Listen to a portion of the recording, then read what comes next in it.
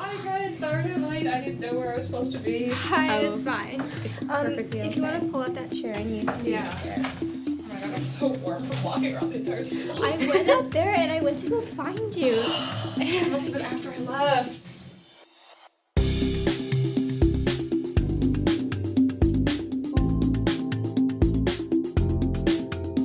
St. Louis Park Public Schools sees Inspires and empowers each student to achieve academic excellence and live their brilliance in a racially equitable learning environment that centers student voice and experience. to energize and enhance the spirit of our community.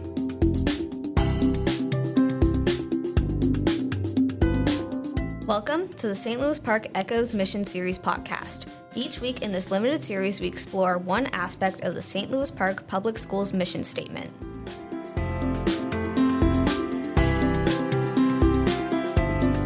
This week, we sit down with SLP students to understand what it means to be part of a racially equitable learning environment. We're your hosts, Dahlia Ackerman. And Amisha Persad. Please join us for a conversation today about racial equity.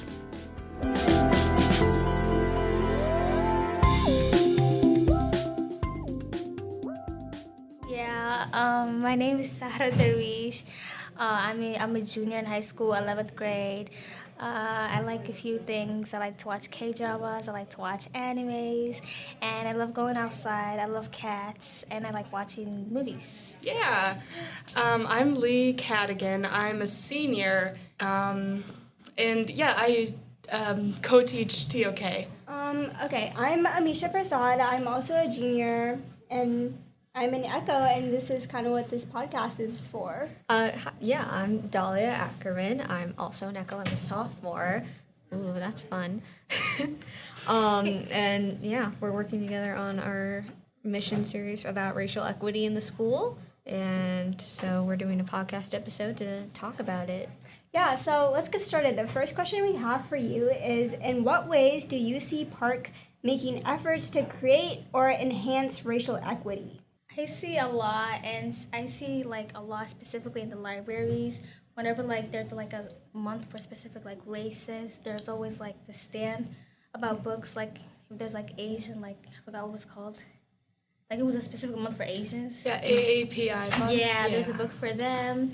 And whenever you come to the school, there's also on the boards posters about people of color, and I think that's really welcoming, and I think it welcomes people of color, makes us feel that we're safe here and that we're not alone. There's other people like us, and yeah. Adding on to that, I think that the teachers, I don't have a personal experience with this, but I think that the teachers try really hard to be welcoming and do a really good job of being inclusive to lots of groups. I think that also it's really good that we have classes that are all in Spanish for students that don't speak English as well as other students so that they can still get a good education.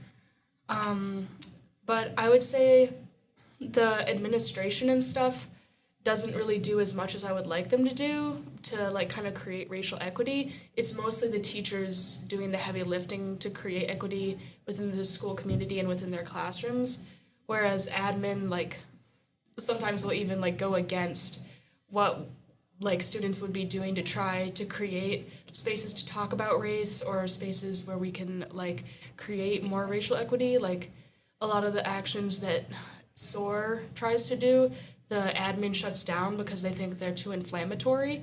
And I just think that we're not going to be able to move towards more racial equity without being able to have hard conversations.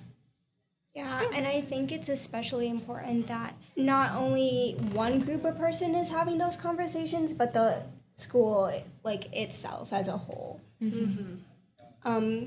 Thank you. Okay, the next question we have is, do you think, actually you've kind of already talked about this, but do you think it's being done successfully, and what parts specifically would you say have been successful for creating racial equity? Going off on Lee, she said about the SOAR thing, I think something that went successful was the protest against ICE. But then again, there were posters where the admin kept taking, and I feel like they shouldn't have done that. And then again, what you said is coming back into place. As a student that's part of SOAR, the group itself faces like backlash that the rest of the student body doesn't see from the administration.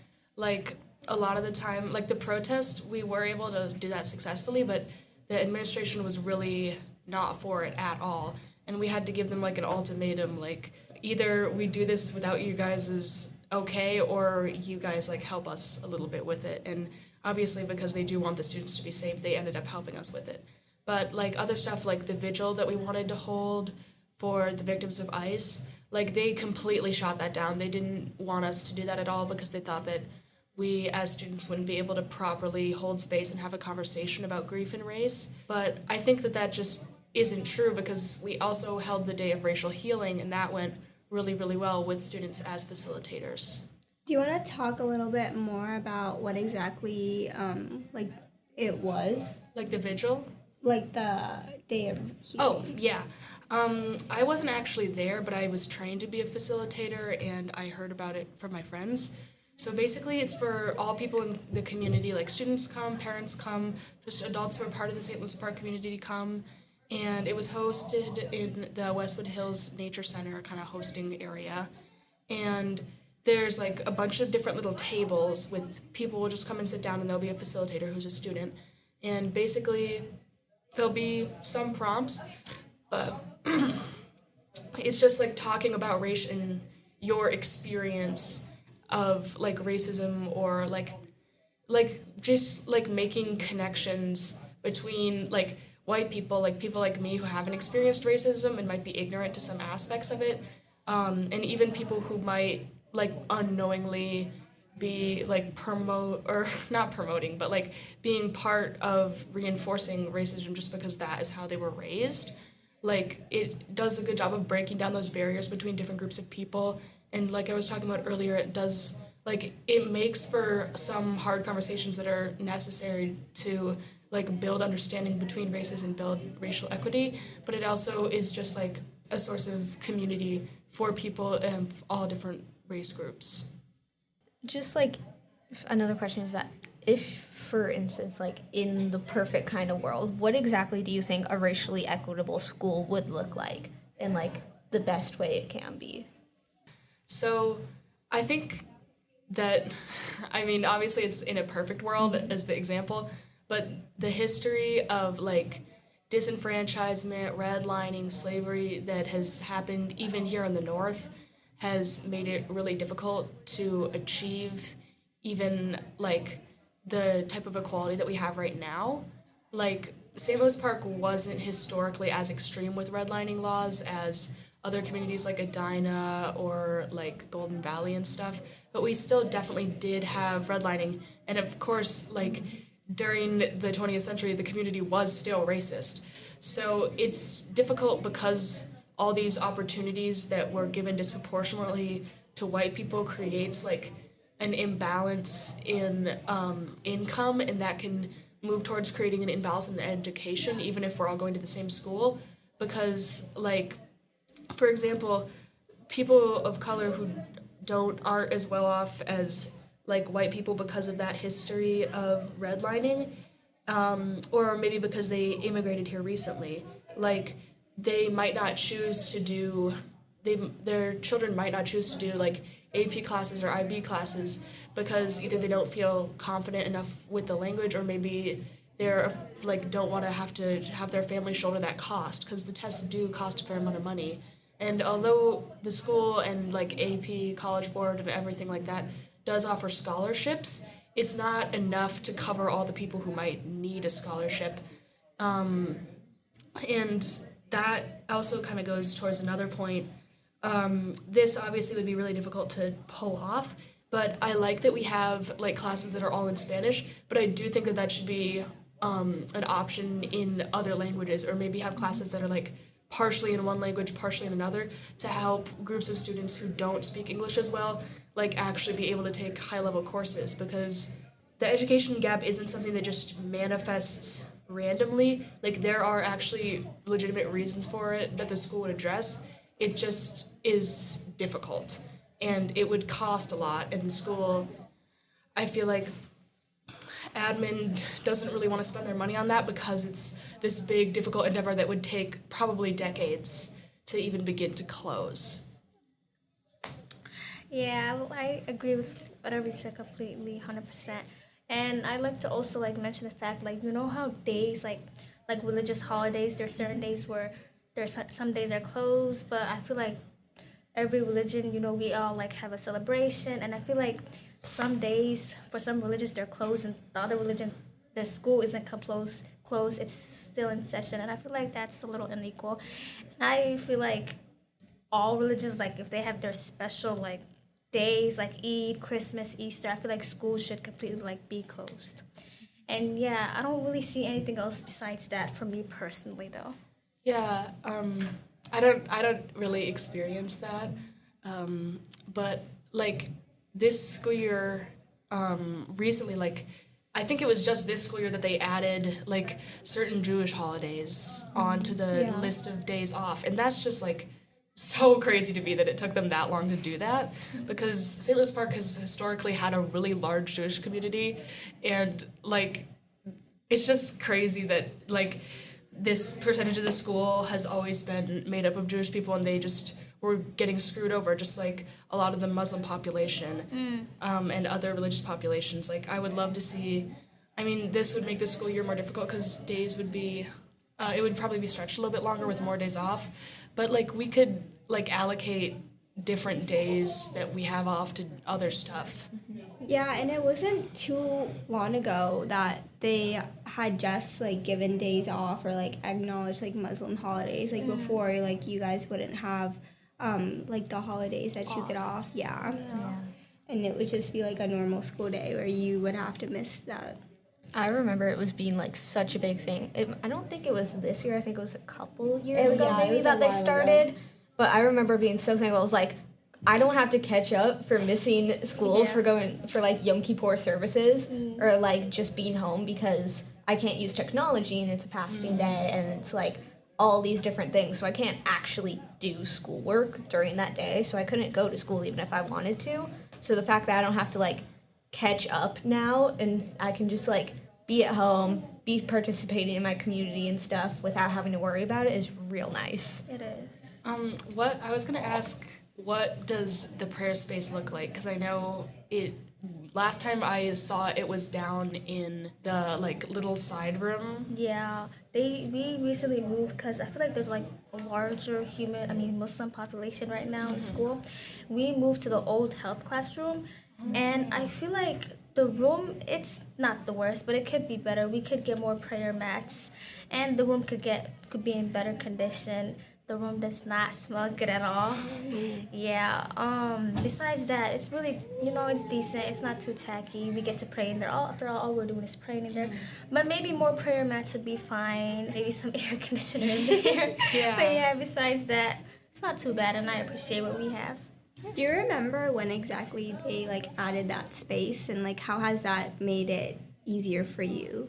So last year we were praying in that like small space, and that small space was not good because there was like we did not have much space to pray in at all, and the boys had like separate room. I mean, it's in the same room, but there was a door there, but the window was not in good condition. I mean, yeah, the window was broken.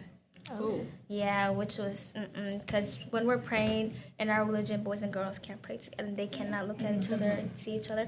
But now we got this new prayer room, which is the health classroom, and I feel like that one is way better. We have a whole lot of space, and I appreciate that because we have like more freshmen. Like there's a lot of freshman Muslims this year, and I'm pretty sure they appreciate that space.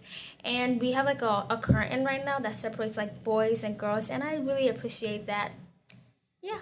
All right, I think we may have time for one more question. It's Yeah. 1:20. So, where in Park is like racial equity being done in a tangible and sustainable way, do you think? That's a difficult question to answer. Yeah. Yeah, and I recently moved here like not too long ago, so yeah. I definitely see some level of religious equity, but I do think while you were talking about the prayer space, I think it's really wonderful that they have it. But I think that they could do a lot more to support the Muslim community, especially because it's so large. Yeah. And like I like that we're able to have SOAR. I like that we're able to have like the Muslim Student Association.